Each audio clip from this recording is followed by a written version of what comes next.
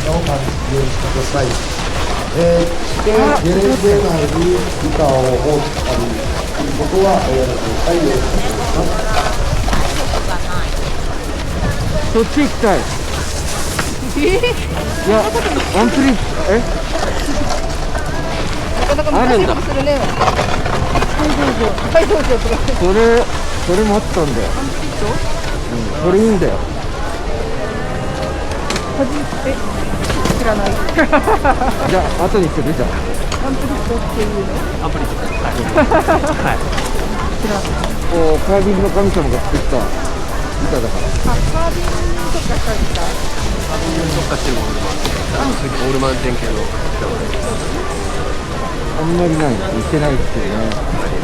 一応結構認知広がってるので、公式でしか買えないんです一応まあ村田さんとかにもいます。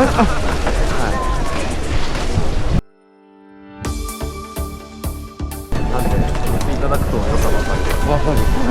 一回乗ったらね、やばかった。カービングまあね、後でじゃ来る。だからまだ。後で来る。ぜひカービング初心者の方にこそ乗ってもらいたい。逆に。はい。どうする？じゃあ。このメインカービングなんですけど。じゃあ。いろんなもの持ってきてこれ乗ってやばいな。いや、俺も言ってることも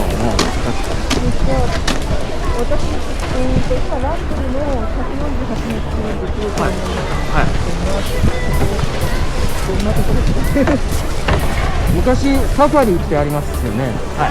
ありますよ。サファリはなくなっちゃって。なくなったんですね。あれ良かったなと思って。サファリと洗濯アートがくっついてタイムマシンっていう。タイムマシン。名前いいっすよね。